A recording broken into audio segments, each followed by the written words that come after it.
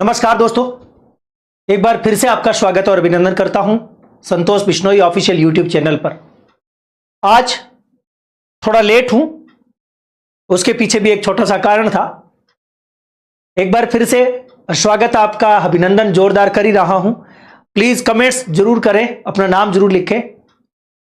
आज जिस पेपर का हम एनालिसिस करने जा रहे हैं, ये रीट लेवल 2 संस्कृत वाला पेपर, जिसमें राजस्थान जीके के जितने भी क्वेश्चन है हम देखेंगे। मुख्य परीक्षा 2023 में आए थे दोस्तों। एक श्रृंखला हमने शुरू कर रखी है जिसमें 2023 में पेपर कोड 136 से पेपर कोड 144 तक रीट लेवल 1 और लेवल 2 के पेपर हुए थे। हम इन पेपर को देख रहे हैं ताकि आने वाले समय में हमारा जब पेपर होगा तो उससे पहले हमें यह पता चल जाए कि क्वेश्चन क्या बन सकते हैं। आज ये जो पेपर करने जा रहे हैं, इसमें राजस्थान जीके के तमाम क्वेश्चन आपके सामने रखूंगा। एक एक क्वेश्चन का एनालिसिस करेंगे, लेकिन सबसे पहले 1 मिनट की स्वागत की कड़ी। प्लीज अपना नाम कमेंट्स बॉक्स में जरूर लिखें, उसके बाद में हम आज की क्लास शुरू करेंगे। तमाम लोग छोड़ो क्वेश्चन रट लो, आओ लगाओ तकड़ी बात। नमस्ते, बिल्कुल बूंदी से आपका भी बहुत बहुत शुक्रिया। और हंसाराम जी, बिल्कुल आपका भी स्वागत। मोहित चौधरी जी उत्तर प्रदेश से हैं, जयपुर से राधे राधे। पूजा शर्मा, मोहित, यशवंत, आपका सबका शुक्रिया। और पिंकू कुमार पूनिया जी, आपका भी बहुत बहुत स्वागत है। हरमीत श्री गंगानगर से आपका भी जोरदार स्वागत करता हूं। आज एक जबरदस्त क्लास आपके सामने पेश करने जा रहा हूं। जयपुर से राधे राधे, बिल्कुल राधे राधे। परमाणु नगरी से भागीरथ जी, लीलावत साहब, आपका भी शुक्रिया। और तमाम लोग जो देख रहे हैं, सबका जोरदार स्वागत, जोरदार अभिनंदन। आइए आज की क्लास के एक एक क्वेश्चन को जबरदस्त तरीके के साथ, ऑथेंटिक कंटेंट के साथ देखते हैं। मैं पहले क्वेश्चन की ओर चलना चाहता हूं। आप सभी का एक बार पुनः जोरदार स्वागत, जोरदार अभिनंदन। आज की क्लास का पहला क्वेश्चन आपके सामने स्क्रीन पर है। दोस्तों, आप इस पेपर को इस प्रकार से भी देख सकते थे। यह पेपर ये था, 140 पेपर कोड है और रीट लेवल 2 का है। इसमें जितने भी राजस्थान जीके के क्वेश्चन है वो हम देखने जा रहे हैं। कितने सेंटीमीटर की समवर्षा रेखा राजस्थान राज्य की भूमि को लगभग 2 बराबर भागों में बांटती है? दोस्तों, इस क्वेश्चन का जवाब क्या होगा? 4 ऑप्शन आपके सामने है। सबसे पहले 50 सेंटीमीटर, भी 25 सेंटीमीटर, 75 और 110। दोस्तों, इस क्वेश्चन का उत्तर नंबर 1 50 सेंटीमीटर। मैं राजस्थान को ऐसे आपके सामने बनाना चाहूंगा। दोस्तों, यह राजस्थान है, यह अरावली है, यह अरावली है। दोस्तों, इस अरावली के सारे यहां एक रेखा है। यह अरावली के सारे मैंने लिखा है 50 सेंटीमीटर। एक रेखा यहां बना देता हूं, यह है 25 सेंटीमीटर। एक रेखा ऐसे बना देता हूं जो कि लगभग 75 सेंटीमीटर है। मैंने 3 रेखा खींच दी है। यह रेखा ऐसे है, ऐसे मैंने 3 रेखाएं खींची है। तीनों समवर्षा रेखा है। यह 25 सेंटीमीटर है, यह 50 सेंटीमीटर है और यह 75 सेंटीमीटर है। तीनों को क्लियर कर देता हूं। दोस्तों, एक है शुष्क मरुस्थल, एक अर्ध शुष्क मरुस्थल। दोस्तों, यहां पर यह शुष्क वाला, यह अर्ध शुष्क है। कोई आपसे क्वेश्चन पूछे कि शुष्क और अर्ध शुष्क के बीच में, यानी शुष्क और अर्ध शुष्क मरुस्थल को अलग करने वाली समवर्षा रेखा बताओ, आपका उत्तर होगा 25 सेंटीमीटर। कोई आपसे पूछे कि शुष्क मरुस्थल की पूर्वी सीमा रेखा बताओ, शुष्क मरुस्थल की पूर्वी सीमा रेखा। इधर शुष्क मरुस्थल है, पूर्व इधर होगा, भाई इधर पूर्व है और इधर पश्चिम है, इधर दक्षिण है और इधर उत्तर है। पूर्वी सीमा इधर ही होती है।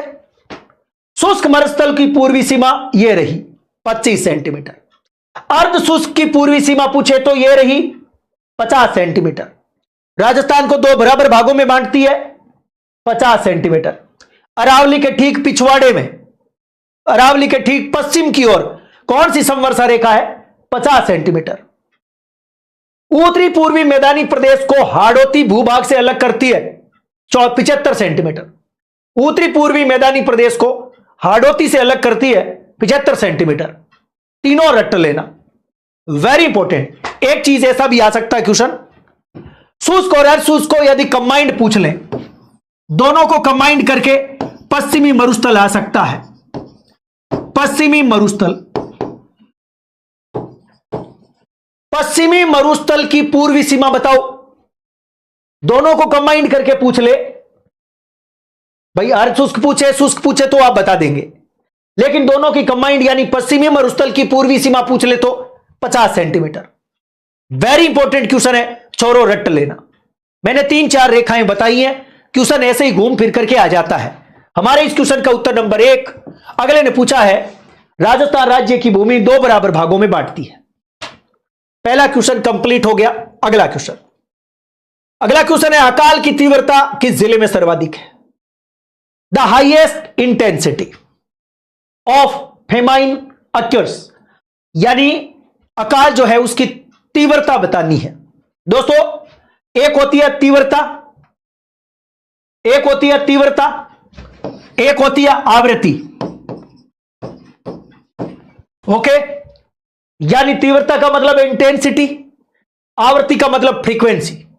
अंग्रेजी में आवृत्ति का मतलब होता है कि किस जिले में कितने साल बाद अकाल पड़ा, किस जिले में कितने साल बाद। जैसे पश्चिमी राजस्थान में हर तीसरे साल अकाल पड़ता है, जैसलमेर में। कुछ ऐसे जिले हैं जिनमें 8 साल में एक बार अकाल पड़ता है, वो तो होती है आवृत्ति यानी फ्रीक्वेंसी। इंटेंसिटी यानी तीव्रता, कितनी तेजी के साथ प्रति सेकंड गुजरने वाली, जो मैं कह सकता हूं क्या बोलेंगे उनको, तीव्रता। अब इंटेंसिटी पूछे कितनी तेजी के साथ, कितनी तीव्रता के साथ यदि कोई अकाल पड़ता है, उस अकाल की बात हो रही है। तो तीव्रता पूछेगा तो चारों में ऑप्शन नंबर 2 पाली होगा।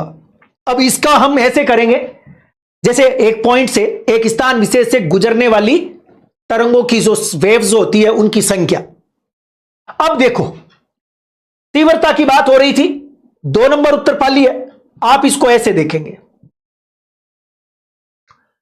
फ्रीक्वेंसी एंड इंटेंसिटी, क्योंकि मेरा क्वेश्चन इंटेंसिटी का है। और यहां देखो, the number of years with dot of different intensity, ये तीनों चारों प्रकार का लेकर के अंत में है परसेंट इंटेंसिटी। दोस्तों, इंटेंसिटी परसेंट आप देखेंगे, जिलों के नाम आपके सामने पेश कर देता हूं, आप निकाल लेना। जोधपुर का है इंटेंसिटी 53.9, पाली की है 52.0, तो पाली की बजाय जोधपुर ज्यादा है अकाल की तीव्रता, पाली की तुलना में जोधपुर में ज्यादा है। और इधर 50 और 53, यहां 53 का मतलब है आपका, ये देखो सिरोही, इंटेंसिटी सिरोही में भी ज्यादा है। तो सबसे ज्यादा कौन हुआ? जोधपुर, 2 नंबर सिरोही, 3 नंबर पाली, 4 नंबर सवाई माधोपुर। अब हमारे क्वेश्चन में चारों ऑप्शन है क्या, देख लो। 1 नंबर पे जोधपुर करना है, 2 नंबर पे सिरोही करना है, 3 नंबर पे पाली करना है और 4 नंबर पे सवाई माधोपुर करना है इंटेंसिटी के मामले में। क्योंकि इन चारों में, जैसलमेर, पाली, जालौर और बाड़मेर, इन चारों के अंदर केवल पाली ऑप्शन में है। 1 नंबर, 2 नंबर, 3 नंबर, 4 नंबर, यह आपके सामने उत्तर नंबर 2 पाली। पाली ऑप्शन में नहीं होता तो हम जोधपुर करते, जोधपुर ऑप्शन में नहीं होता सिरोही कर देते, सिरोही ऑप्शन में नहीं होता तो सवाई माधोपुर कर देते। अगला क्वेश्चन आपके सामने, कोपेन के जलवायु वर्गीकरण के अनुसार राजस्थान का जिला जो पूर्णतः BWH जलवायु प्रकार की श्रेणी में आता है। दोस्तों 4 ऑप्शन आपके सामने है। राजस्थान का वे कौन सा जिला है जो BWH प्रकार की जलवायु की श्रेणी में पूर्णतः आता है, यानी 100% वो जिला, पूरा का पूरा जिला BWH में हो। बाड़मेर तो इसमें आता ही नहीं। बीकानेर आता है, लेकिन बीकानेर का पश्चिमी इलाका आता है, पश्चिमी इलाका। जोधपुर का आता है, लेकिन थोड़ा बहुत। जैसलमेर का अधिकांश आता है, पूर्णतः तो नहीं है, पूर्णतः तो नहीं है, अधिकांश है, अधिकांश इलाका है। कैसे चेक कर लेते हैं भाई? राजस्थान बोर्ड की किताब के अनुसार जो हमारे इसका कोपेन के जलवायु वर्गीकरण का नक्शा है वो आपको दिखा देता हूं। दोस्तों कोपेन की जलवायु वर्गीकरण, ये देखो वर्गीकरण का आधार है वनस्पति। दोस्तों ये आप देख सकते हैं, ये देखो राजस्थान का नक्शा है, राजस्थान बोर्ड की किताब से लिया मैंने, ऊपर से देख लो। दोस्तों यदि क्वेश्चन आता और ऑप्शन में गंगानगर होता तो हम गंगानगर को 100% करते, और गंगानगर पूर्णतः BWH में आता है, BWHW में। दोस्तों ये देखो BW। और एक चीज और है, उसने क्या लिखा है, केवल क्वेश्चन में लिखा है BWH। ठीक है, हम एक बार के लिए BWHW मान लेते हैं इसको। हनुमानगढ़ जिला पूरा नहीं आता, थोड़ा बहुत आता है। बीकानेर जिले का पश्चिमी इलाका आता है, थोड़ा बहुत इधर आ जाता है। जोधपुर का देखो, ये देखो जोधपुर इधर, आधा इधर है आधा इधर है, थोड़ा बहुत इलाका इधर है बाकी इधर है। जैसलमेर, दोस्तों ये देखो जैसलमेर, यहां से लेकर यहां तक पड़ा है जैसलमेर, इसलिए इस क्वेश्चन को डिलीट कर दिया गया। यह क्वेश्चन डिलीट हो गया है। अगले ने पूछा है पूर्णतः BWHW में कौन आता है, तो सीधी सी बात है बाड़मेर तो आता ही नहीं, क्योंकि बाड़मेर तो किस में है दोस्तों, BSHW में है बाड़मेर। ये रहा आपका जालोर, ये आपका सिरोही, ये जोधपुर का अधिकांश इलाका, ये पाली, ये नागौर, ये सिक्कर, झुंझुनू, चूरू, ये वाला जो इलाका है, ये देखो आपके सामने BSHW। हमारे इस क्वेश्चन में क्योंकि जैसलमेर पूरा का पूरा इसमें नहीं है, थोड़ा बहुत देखो इधर है। गंगानगर ऑप्शन में होता तो चल जाता, क्योंकि गंगानगर पूरा का पूरा ही BWHW में है। इस वजह से यह क्वेश्चन डिलीट हो गया है, यह क्वेश्चन डिलीट कर दिया गया है। दोस्तों इस क्वेश्चन को डिलीट कर दिया गया है, डिलीट हो गया है क्वेश्चन। अगला क्वेश्चन आपके सामने, राजस्थान की स्टैटिस्टिकल ईयर बुक 2017 के अनुसार जिलों में सर्वाधिक विकास खंड है। 4 ऑप्शन आपके सामने है। मैक्सिमम डेवलपमेंट ब्लॉक्स, दोस्तों 4 ऑप्शन आपके सामने है। बाड़मेर जयपुर, जयपुर उदयपुर, बाड़मेर उदयपुर, जयपुर जोधपुर। इस क्वेश्चन का उत्तर नंबर 3 बाड़मेर और उदयपुर होगा। बाड़मेर और उदयपुर इज राइट ऑप्शन। 3 नंबर उत्तर बिल्कुल सही है। ठीक है, आगे बढ़ता हूं दोस्तों। ये ईयर बुक 2017 की है, जिसके अनुसार बाड़मेर और उदयपुर ही सही होगा। ठीक है, चलिए भाई आगे बढ़ता हूं, अगला क्वेश्चन देख लेते हैं।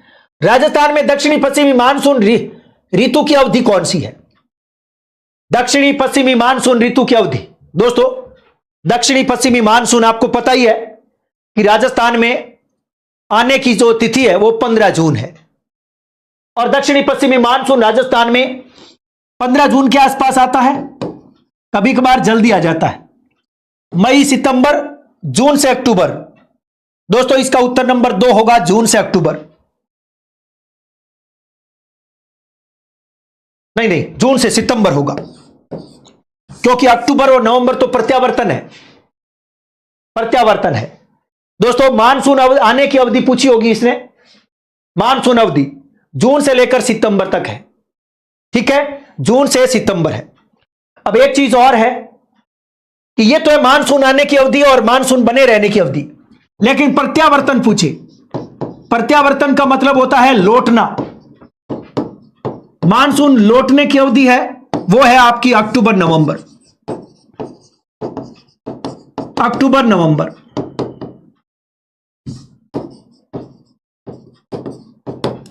अक्टूबर और नवंबर लौटने की अवधि है। लेकिन थोड़े दिन पहले आरपीएससी ने कर्मचारी चयन बोर्ड ने क्वेश्चन पूछा था मानसून प्रत्यावर्तन और लौटने के बारे में, जिसमें लिखा हुआ था मध्य अक्टूबर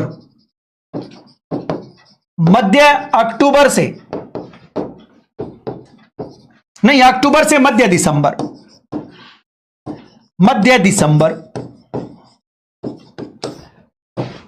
यह क्वेश्चन आ चुका है। यह शायद आएगा आपके कर्मचारी चयन बोर्ड ने पूछा था सीईटी एग्जाम में, अक्टूबर से मध्य दिसंबर लौटने का समय। लेकिन हरिमोहन सक्सेना क्या कहता है, अक्टूबर से नवंबर। हम भी यही कहते हैं, परीक्षा में भी यही आता है बार बार, लेकिन एक बार यह क्वेश्चन यह भी आ चुका है। याद रखें, अक्टूबर से मध्य दिसंबर मानसून प्रत्यावर्तन यानी लौटना। राजस्थान में वेस्टर्न डिस्टर्बेंस दिसंबर और जनवरी के महीने में सबसे ज्यादा, यानी पश्चिमी विक्षोभ से वर्षा सबसे ज्यादा कब होती है, दिसंबर और जनवरी में। एक चीज और, मान लो कोई क्वेश्चन आ जाए आपसे, क्वेश्चन पूछ ले कि वे कौन से 2 महीने हैं जिनमें राज्य की अधिकांश यानी 90% वर्षा उन 2 महीनों में हो जाती है। दोस्तों, जुलाई अगस्त में, जुलाई और अगस्त 2 महीने ऐसे हैं जिनमें राज्य की अधिकांश यानी 90% वर्षा हो जाती है। 90% राजस्थान की जो वर्षा है वो जुलाई और अगस्त के महीने में हो जाती है। यह भी आपको याद करना है। अब एक क्वेश्चन और बनता है कि राजस्थान के अंदर दक्षिणी पश्चिमी मानसून की 2 शाखाएं हैं, एक अरब सागर और एक बंगाल की खाड़ी। ध्यान रखना, 91 से 92% बारिश बंगाल की खाड़ी से आती है, यह भी आप याद करें। अगला क्वेश्चन, गोडवाड़ बेसिन राजस्थान के किस वृहत भूआकृतिक प्रदेश का हिस्सा है? गोडवाड़ बेसिन 4 ऑप्शन है, पूर्वी मैदान, थार और पश्चिमी मरुस्थल, हाड़ौती, उत्तरी अरावली। दोस्तों, इस क्वेश्चन का उत्तर नंबर 2, थार पश्चिमी मरुस्थल। हम जानते हैं कि ये जो पश्चिमी मरुस्थल है ये इसके 2 टुकड़े होते हैं, एक होता है शुष्क मरुस्थल, एक होता है अर्धशुष्क मरुस्थल। अर्धशुष्क, दोस्तों अर्धशुष्क जिसे राजस्थानी बांगर के नाम से जाना जाता है, राजस्थानी बांगर। अर्धशुष्क जो है इसके 4 उपभाग हैं।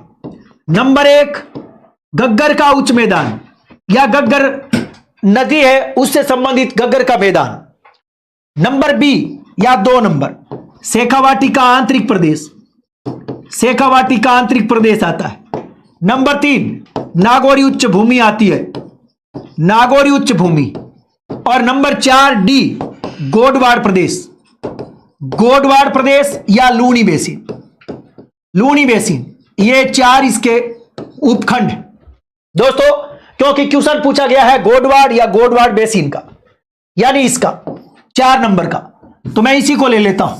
दोस्तों, ये जो गोडवाड़ बेसिन है इसके बारे में एक खास बात यह है, वैसे देखा जाए तो लूनी नदी या लूनी बेसिन के नाम से भी आप इसे जान सकते हैं। दोस्तों, एक क्वेश्चन आया, हिंगलाज का मगरा, हिंगलाज का मगरा यह कहां है? आपको याद करना है, गोडवाड़ प्रदेश में। नरसिंहपुर का पहाड़ कहां है? क्वेश्चन आ चुका है,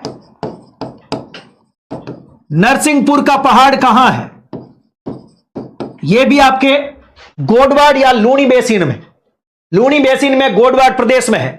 पालखेड़ा पर्वत भी आपको याद करना है, पालखेड़ा पर्वत, पालखेड़ा पर्वत यह भी आप याद करें। दोस्तों, ये तीनों की तीनों ही गोडवाड़ बेसिन का हिस्सा है। हिंगलाज का मगरा, नरसिंहपुर का पहाड़ और पालखेड़ा पर्वत, ये तीनों के तीनों गोडवाड़ बेसिन के हिस्से हैं।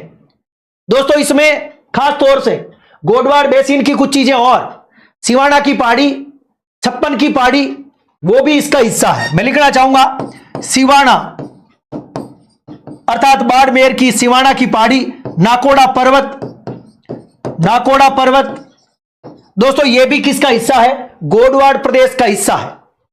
आपने सुना होगा कि मालानी प्रदेश या मालानी की पहाड़ियां, यह भी इसका हिस्सा है।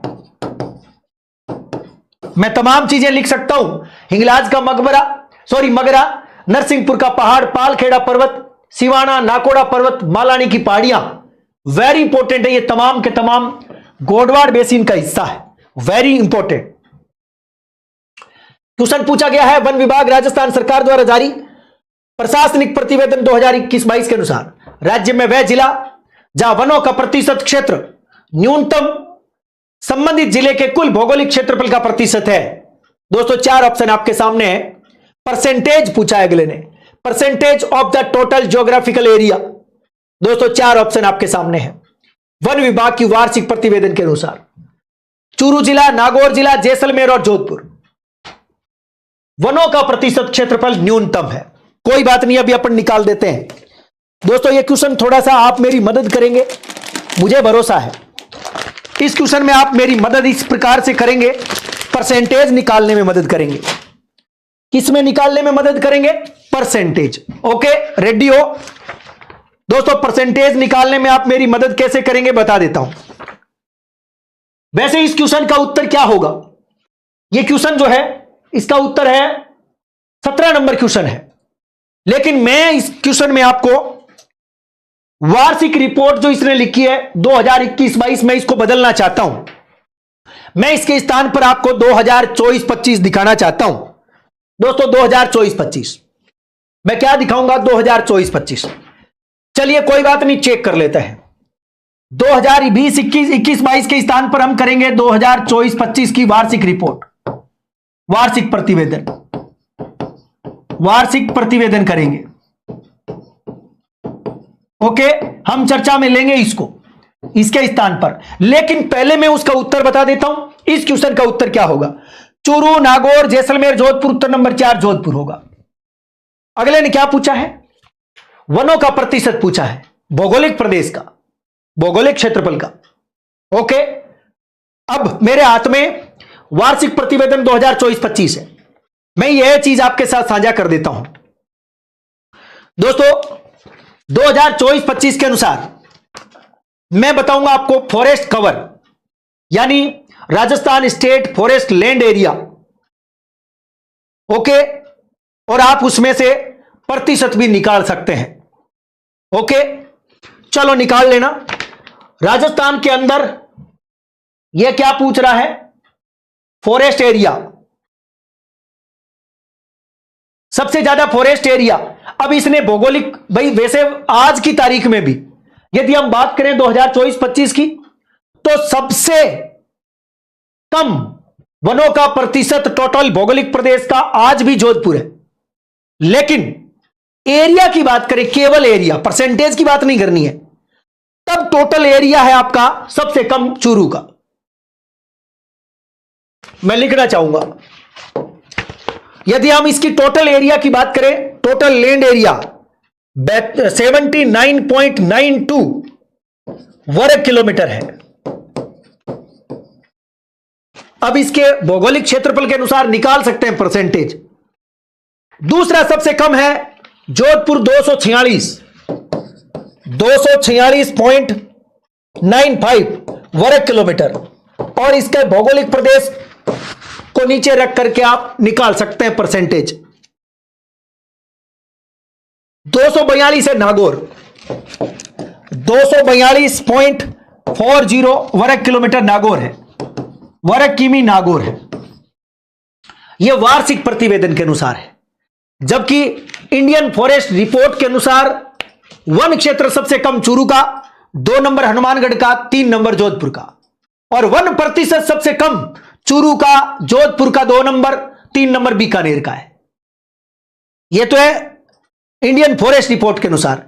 जबकि यह मैंने लिखा है प्रशासनिक प्रतिवेदन 2024-25 के अनुसार। मैंने तीनों का वर्ग किलोमीटर में लिख दिया है। अब यदि आपको इनका भौगोलिक प्रदेश याद है कि जोधपुर का भौगोलिक क्षेत्रफल कितना है, बट्टे लिख करके आप निकाल सकते हैं। नागौर का भी निकाल सकते हैं, और इसका भी भौगोलिक एरिया लिख करके आप निकाल सकते हैं, परसेंटेज निकालना हो तो। जबकि क्षेत्रफल मैंने आपके लिख दिया है, सबसे कम चूरू का, दूसरा सबसे कम नागौर का, तीसरा सबसे कम जोधपुर का।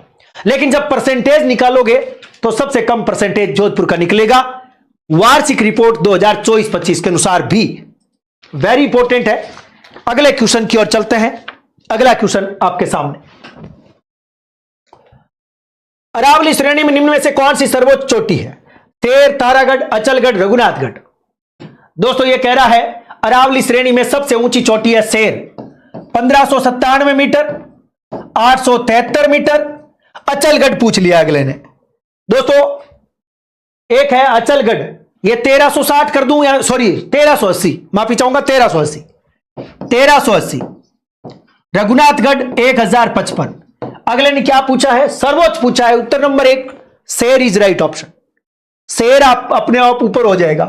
जबकि देलवाड़ा की चोटी, क्वेश्चन कई बार आया है, वेरी इंपॉर्टेंट, देलवाड़ा के बारे में 1442।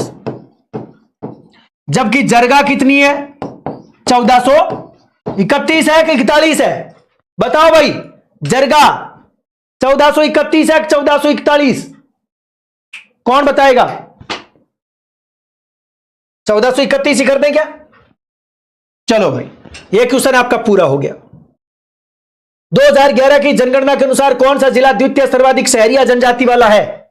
दोस्तों 2011 की जनगणना के अनुसार शहरिया जनजाति 12, झालावाड़, कोटा, बूंदी। सबसे ज्यादा है 12 में, दूसरा सबसे ज्यादा है कोटा में। राजस्थान में 12 जिले में 98% शहरिया जनजाति रहती है। दूसरा सबसे ज्यादा है मतलब कोटा, लगभग 1.5% के आसपास। थोड़ी बहुत बच गई जो छोटे मोटे अन्य जिलों में है। आप इसे 98% मैंने लिखा है, आप चाहें तो इसको आप 97.4 भी कर सकते हैं। एक्चुअल लिखना हो तो आप 97.4 लिखें। एक्चुअल तो यह है, वास्तविक 97.4 है, यह 1.5 है।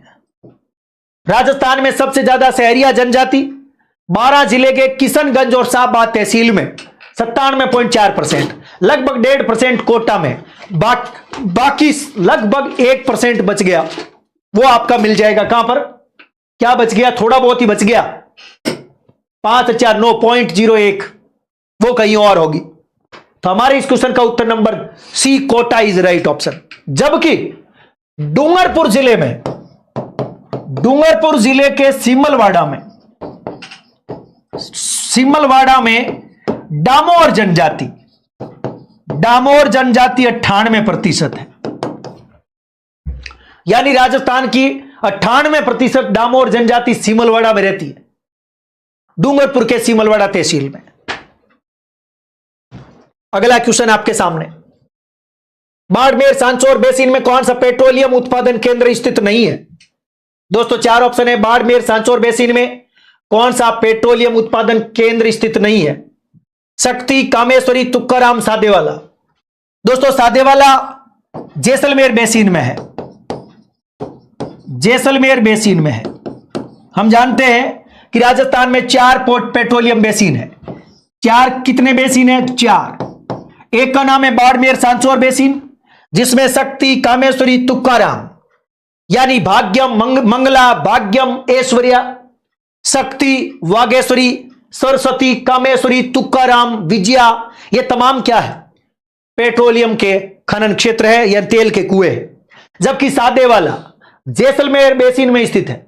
बाकी बच गए 2 बेसिन और, नागौर बीकानेर बेसिन एक, तीसरा और चौथा बच गया आपका विंध्यन बेसिन। राजस्थान में 4 बेसिन है, यह सादेवाला जैसलमेर बेसिन में पड़ता है। इस क्वेश्चन का उत्तर number 4 Sadewala is right option. Bhakra Nangal बहुउद्देशीय नदी परियोजना में राजस्थान की हिस्सेदारी कितनी है?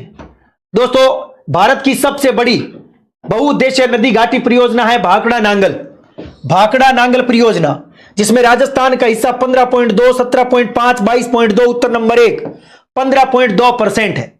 वेरी इंपॉर्टेंट है दोस्तों। ये पंजाब, हरियाणा और राजस्थान यानी पहरा, इन तीनों की हिस्सेदारी है इसमें। दोस्तों इसमें टोटल कैपेसिटी जो है, कहते हैं भाखड़ा और नांगल दोनों की मिलाकर के, क्योंकि भाखड़ा हिमाचल प्रदेश में है, भाखड़ा एचपी हिमाचल प्रदेश में, नांगल रोपड़ पंजाब में है, रोपड़ पंजाब में। दोस्तों रोपड़ पंजाब और हिमाचल प्रदेश का भाखड़ा, इन दोनों की कैपेसिटी 1534 मेगावाट है। दोनों की कैपेसिटी कितनी है? 1534 मेगावाट है। इस 1534 मेगावाट में से आपको कितनी लेनी है? दोस्तों आपको लेनी है 15.2%। 15.2% आपको निकालनी है। पेयजल हो चाहे विद्युत हो, दोनों में आपकी हिस्सेदारी इतनी है, लगभग आपकी 233 के पास आ जाएगी। दोस्तों कहते हैं कि यह क्वेश्चन सतलुज नदी से संबंधित है, आपको याद करना है। भाखड़ा नांगल बहुउद्देशीय नदी परियोजना में सतलुज नदी जो है उसका समझौता है, जिसके तहत 3 राज्यों के बीच में समझौता है, जिसके तहत राजस्थान को 15.2% की हिस्सेदारी प्राप्त होती है। जबकि रावी और व्यास यानी व्यास परियोजना, दोस्तों व्यास परियोजना भी पहरा पंजाब, हरियाणा और राजस्थान तीनों के बीच की संयुक्त परियोजना है। व्यास परियोजना भी, आप व्यास परियोजना भी लिख सकते हैं, व्यास भी तीनों के बीच की है, पंजाब, हरियाणा और राजस्थान। वेरी इंपॉर्टेंट है, तीनों के बीच में हिस्सेदारी है और इसमें टोटल कैपेसिटी है 1380 और 1380 में से राजस्थान को कैसे मिलेगा? व्यास परियोजना की बात करें तो इसमें भी 2 बांध है। एक है पोंग बांध, पोंग बांध में राजस्थान की हिस्सेदारी 58.5%। एक है पंडो बांध जिसमें राजस्थान की हिस्सेदारी है लगभग 20%। तो दोनों में मिलाकर के राजस्थान को मिलेगी लगभग 429 मेगावाट। दोनों में मिलाकर 429 मेगावाट मिलेगी। मेगावाट। तो आपसे कोई पूछे ना कि कौन सी बहुउद्देशीय परियोजना में राजस्थान को सर्वाधिक विद्युत प्राप्त होती है, आप कहेंगे व्यास परियोजना से। व्यास परियोजना से 429 मेगावाट प्राप्त होती है। Very important. पोंग बांध में 58.5 है और पंडो देहर बांध जो है उसमें 20% हिस्सेदारी है। टोटल कैपेसिटी 1380 है, जिसमें से राजस्थान को 429 मिलती है। तो दोस्तों राजस्थान की को सर्वाधिक विद्युत कहां से मिलती है? जल विद्युत व्यास परियोजना से। जबकि यहां से कितनी मिलती है? लगभग 233 ही, यानी 15.2% भाखड़ा नांगल से। जबकि वह आपके 386/2 वो मिलता है आपको चंबल से। 140 मेगावाट मिलती है आपको माही से। अगला क्वेश्चन, कौन सा हवाई अड्डा भारतीय हवाई अड्डा प्राधिकरण द्वारा संचालित नहीं है? जयपुर, डबोक, किशनगढ़, जोधपुर। उत्तर नंबर 1 जयपुर। दोस्तों जयपुर जो हवाई अड्डा है अडानी समूह के हाथ में है, अडानी समूह द्वारा संचालित है। पहले जो कर्मचारी चयन बोर्ड ने आनुसर्की में जोधपुर डाला था, बाद में हाईकोर्ट में रिट लगी और हाईकोर्ट का डिसीजन आने के बाद जब दोबारा से कर्मचारी चयन बोर्ड ने आनुसर्की चेंज करी, तो चेंज करने के बाद में इसका उत्तर जयपुर कर दिया गया है। दोस्तों हाईकोर्ट के आदेश के बाद में, हाईकोर्ट आदेश के तहत इसका आंसर चेंज होकर के जयपुर कर दिया गया है। जयपुर अडानी समूह के पास है। 2000 लगभग आपके 21 में अडानी समूह ने इसके प्रबंधन को अपने हाथ में ले लिया था। जबकि जोधपुर एयरफोर्स के हाथ में है, एयरफोर्स द्वारा संचालित, लेकिन भारतीय हवाई अड्डा प्राधिकरण के तहत ही संचालित है वो। हमारे इस क्वेश्चन का उत्तर number 1 Jaipur is right option. BPRL का पेट्रोलियम खनन क्षेत्र कौन सा है? Bharat petro research limited. Bharat petro research limited का पेट्रोलियम खनन क्षेत्र सादेवाला, भाग्यम, चीनेवाला और डांडेवाला। दोस्तों ये कह रहा है कि बीपीआरआई का पेट्रोलियम खनन क्षेत्र कौन सा है? वेरी इंपॉर्टेंट है, उत्तर नंबर 1 सादेवाला। क्योंकि दोस्तों भाग्यम जो है यह बाड़मेर सांचौर बेसिन में है, कैर्न एनर्जी के हाथ में है। किसके हाथ में? कैर्न एनर्जी के। तो यह भी आपको याद करना है। चीनेवाला ऑयल इंडिया लिमिटेड के हाथ में है। तो हमारे इस क्वेश्चन का उत्तर, क्योंकि भारत पेट्रो रिसर्च लिमिटेड का पूछा है, उत्तर number 1 Sadewala is right option. वैसे एक बात और बता देता हूं कि ऑयल इंडिया लिमिटेड और एक वेनेजुएला की कंपनी है पीडीवीएसए, दोनों मिलकर के जैसलमेर बेसिन में उत्खनन कर रही है। चाहे सादेवाला हो, चाहे आपके पिनोडा हो, चाहे डांडेवाला हो, चाहे भाकरी वाला हो, इन सब में। तो इस क्वेश्चन का जवाब, क्योंकि बीपीआरएल का पूछा है, तो सादेवाला राइट होगा। बीपीआरएल सादेवाला। 2011 की जनगणना के अनुसार राजस्थान में वह जिला जहां जनसंख्या घनत्व राज्य में द्वितीय सर्वाधिक है। भरतपुर 503 है क्या? भरतपुर में 503, जयपुर में 595 है क्या? 595। दोस्तों हमारे इस क्वेश्चन का उत्तर क्या होगा? भरतपुर दूसरा सर्वाधिक पूछा है।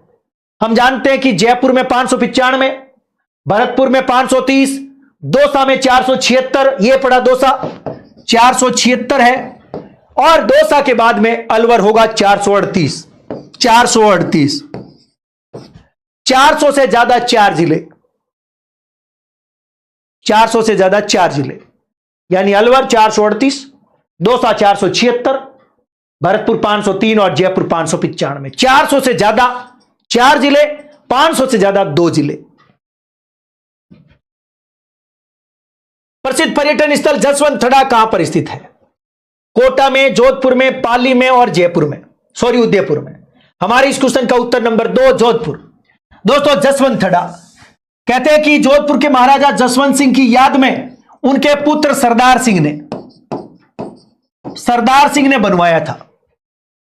जसवंत सिंह द्वितीय की बात हो रही है, उनके पुत्र सरदार सिंह ने इसका निर्माण कार्य पूरा किया। कहते हैं कि इसका निर्माण कार्य 1906 में पूरा हुआ। 1899 से शुरू होकर के 1906 तक चला। कहते हैं कि जो ये जसवंतथड़ा है, इसे मारवाड़ का ताजमहल कहते हैं। मारवाड़ का ताजमहल कहते हैं। ताजमहल मारवाड़ का, वेरी इंपॉर्टेंट। और यह सफेद संगमरमर से बना हुआ है, सफेद संगमरमर से बना हुआ है। और यह ताजमहल जो है आगरा का, उसके जैसा लगता है, इसीलिए इसे मारवाड़ का ताजमहल कहते हैं। और कोई खास बात नहीं है। उत्तर नंबर 2 जोधपुर। उदयपुर की गिरवा और झाड़ोल पंचायत समितियों में 1983 में कौन सा कार्यक्रम प्रारंभ किया गया? 4 ऑप्शन आपके सामने स्क्रीन पर है। दोस्तों उदयपुर की गिरवा और झाड़ोल पंचायत समितियों में 1983 में कौन सा कार्यक्रम प्रारंभ किया गया? मत्स्य पालन, अंगूर की खेती, रेशम कीट, बागवानी। उत्तर नंबर 3 सेरीकल्चर यानी रेशम कीट पालन। दोस्तों कृत्रिम रेशम यानी टसर विकास कार्यक्रम वेरी इंपॉर्टेंट है। वैसे देखा जाए तो टसर कार्यक्रम 1983 में उदयपुर के अंदर शुरू हुआ, झाड़ोल में, गिरवा में। रेशम कीट, ठीक है, गिरवा के अंदर, और आगे चल करके झाड़ोल के अंदर भी शुरू हुआ, और आगे चल करके ये कोटा में चला, और बाद में बांसवाड़ा में भी, है ना, रेशम कीट पालन। दोस्तों इस क्वेश्चन का उत्तर क्या होगा? रेशम कीट पालन होगा। राजस्थान के 3 जिले हैं जिनमें कृत्रिम रेशम यानी टसर विकास कार्यक्रम संचालित है रेशम कीट का पालन करने के लिए। नंबर 1 कोटा में, नंबर 2 उदयपुर में, और नंबर 3 बांसवाड़ा में। हमारे इस क्वेश्चन का उत्तर नंबर 3 रेशम कीट का पालन होगा। ओके, अगला क्वेश्चन है, हाल ही में उच्चतम न्यायालय ने किस लुप्त प्राय जाति को बचाने हेतु प्रोजेक्ट टाइगर की तर्ज पर कार्य योजना प्रारंभ करने का सुझाव दिया? हिम तेंदुआ, कश्मीरी लाल हिरण, ग्रेट इंडियन बस्टर्ड और एक सींग वाला गेंडा। दोस्तों उत्तर नंबर 3 होगा ग्रेट इंडियन बस्टर्ड यानी गोडावण। दोस्तों गोडावण यह राज्य का राज्य पक्षी है। ग्रेट इंडियन बस्टर्ड आप कह सकते हैं। राजस्थान में इसकी सर्वाधिक संख्या जैसलमेर में है। देश में भी सबसे ज्यादा राजस्थान में है। दोस्तों ग्रेट इंडियन बस्टर्ड को लेकर के 2018 में राजस्थान और भारत सरकार और भारतीय वन्य जीव संस्थान देहरादून के बीच में एक समझौता हुआ। ग्रेट यानी वृहत गोडावण संरक्षण कार्य परियोजना अर्थात शुरू करने की घोषणा हुई, जबकि ग्रेट इंडियन बस्टर्ड जो प्रोजेक्ट है वो प्रोजेक्ट शुरू हुआ था 5 जून 2013 को। दोस्तों ये प्रोजेक्ट 5 जून 2013 को शुरू हुआ, यानी ग्रेट इंडियन बस्टर्ड यानी project great Indian bustard, project पहले लगाओ, प्रोजेक्ट ग्रेट इंडियन बस्टर्ड 5 जून 2013 को शुरू हुआ। बाद में राजस्थान सरकार और केंद्र सरकार और भारतीय वन्यजीव संस्थान ने मिलकर के 2018 में वृहत गोडावण संरक्षण परियोजना शुरू की थी और इस समझौते के तहत रामदेवरा सम जैसलमेर में गोडावण के लिए कृत्रिम प्रजनन केंद्र बनाया गया है और सोर्स एम 12 के अंदर कैप्टिव ब्रीडिंग सेंटर भी बनाया गया है। हमारे इस क्वेश्चन का उत्तर नंबर 3 ग्रेट इंडियन बस्टर्ड होगा। अगला क्वेश्चन है, निम्न में से कौन सा सही सुमेलित नहीं है? 4 ऑप्शन है, एक तरफ झील है तो दूसरी तरफ जिला है। दी आबलाब बांसवाड़ा में, बालसमंद जोधपुर में, दूध तलाई उदयपुर में, तालाब एसाई बूंदी गलत हो गया, तालाब एसाई धौलपुर में है। हमारे इस क्वेश्चन का उत्तर नंबर 4 गलत है, बाकी सारे सही है। दोस्तों धौलपुर के अंदर रामसागर वन्यजीव अभ्यारण्य है तो रामसागर झील भी है, तालाब एसाई भी है, उर्मिला सागर भी है और पार्वती सागर भी है और मचकुंड तालाब भी है। दोस्तों यह है धौलपुर, उर्मिला सागर और तालाब एसाई और पार्वती सागर धौलपुर में। अगला क्वेश्चन, राज्य सुदूर संवेदन अनुप्रयोग केंद्र कहां स्थित है? कोटा में, माउंट आबू में, उदयपुर, जोधपुर में। राज्य सुदूर संवेदन अनुप्रयोग केंद्र कोटा में, माउंट आबू में, जयपुर में, जोधपुर में। दोस्तों इस क्वेश्चन का उत्तर नंबर 4 जोधपुर राइट है ना उत्तर नंबर, क्योंकि ये राज्य सुदूर संवेदन केंद्र है, अनुप्रयोग केंद्र जोधपुर में स्थित है। मुझे नहीं लगता इस क्वेश्चन में किसी को कोई शक होगा। उत्तर नंबर 4 बिल्कुल सही है। अगला क्वेश्चन आपके सामने है। दोस्तों निम्नलिखित को सुमेलित करें भाई।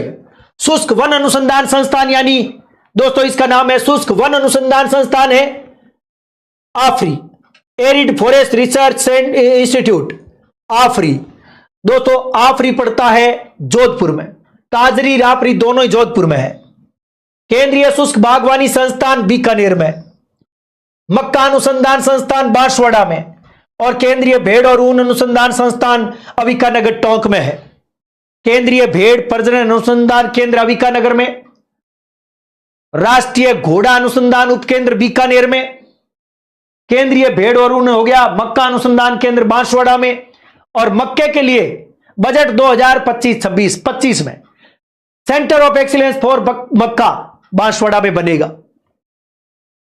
अगला क्वेश्चन क्या कहता है? राजस्थान राज्य खान एवं खनिज लिमिटेड के स्ट्रेटेजिक बिजनेस यूनिट एवं प्रॉफिट सेंटर लिग्नाइट की स्थापना कहां की गई है? दोस्तों राजस्थान में RSMML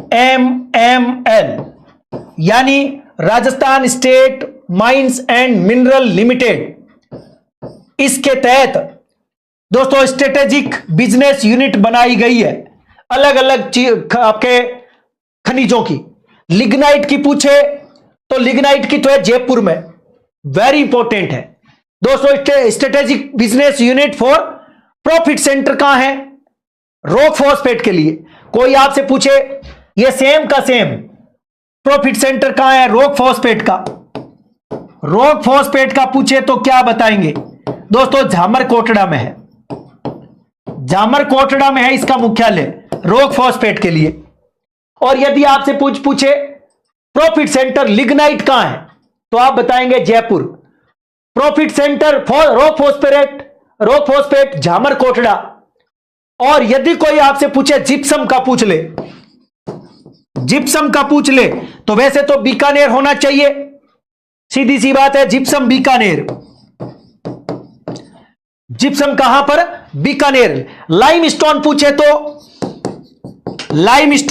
तो जोधपुर, यह मुख्यालय है सबके जोधपुर, वेरी इंपॉर्टेंट है। और लिग्नाइट जयपुर है। दोस्तों मैंने आपको यहां पर 5 प्रॉफिट सेंटर बताए हैं, पूरा नाम देखेंगे। स्ट्रेटेजिक बिजनेस यूनिट एवं profit centre for lignite Jaipur, strategic business unit एवं profit centre for rock phosphate Jhamar Kotra, strategic business unit एवं profit centre for gypsum Bikaner, strategic business unit एवं profit centre for limestone Jodhpur. तो 1, 2, 3 और 4 4 ही तो है, चारों मैंने आपको बता दिया है। आने वाली परीक्षाओं में ऐसा क्वेश्चन बन सकता है। ये जोरदार क्वेश्चन, उत्तर नंबर 4 बिल्कुल सही है। आज की क्लास का अंतिम क्वेश्चन भी पूरा, लगभग 1 घंटे के अंदर अंदर हमने लगभग 25 क्वेश्चन के आसपास क्वेश्चन कर लिए हैं। वाणी को विराम देना चाहता हूं, क्लास को विराम देंगे। जाते जाते प्लीज आप क्लास को लाइक जरूर कर दें। बहुत बहुत धन्यवाद आप सभी का, तमाम बच्चों का बहुत बहुत शुक्रिया। जाते जाते क्लास को लाइक जरूर करें। शुक्रिया आप सभी का। वाणी को विराम देना चाहता हूं, आप सभी का बहुत बहुत धन्यवाद। तमाम बच्चों का बहुत बहुत शुक्रिया। आई एम अक्ष क्या कह रहे हैं? बेचारे संतोष जी सर ने आवाज उठाई, पुलिस पकड़ के ले गई। कोई साथ नहीं देता ना, दिक्कत यह है। स्टूडेंट के लिए लड़ने की इच्छा तो बहुत है, लेकिन स्टूडेंट साथ नहीं देते। अकेला मैं बिना काम लट खाऊं, क्या मतलब? मैं आपके भले के लिए, आपके फायदे के लिए कोई बात रखूं और मेरा कोई समर्थन नहीं करे, मेरी लट पड़ जाए, मेरी बेइज्जती हो, तो फिर मैं क्यों बिना काम जानबूझ के मुसल के नीचे आने के लिए औंखली में सिर दूं? आप बताओ, गलत है कि सही है? इसलिए भैया मेरे बस की बात नहीं है। आ गई, शरीर साथ नहीं देता। तमाम लोगों का शुक्रिया, बहुत बहुत धन्यवाद।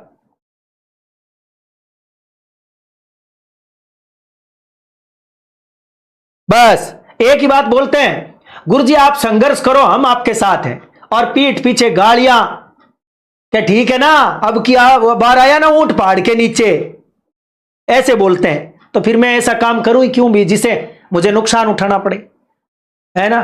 लोग वैसे ही मेरे से जलते हैं, कोई मतलब नहीं। थैंक यू आप सभी का। शुभ रात्रि बोलने का वक्त है, विदा लूंगा। प्लीज जाते जाते क्लास को लाइक जरूर कर दें, क्लास को लाइक करना ना भूले। ओके, कल मिलते हैं। शुभ रात्रि, बहुत बहुत धन्यवाद, नमस्कार, शुक्रिया, थैंक यू।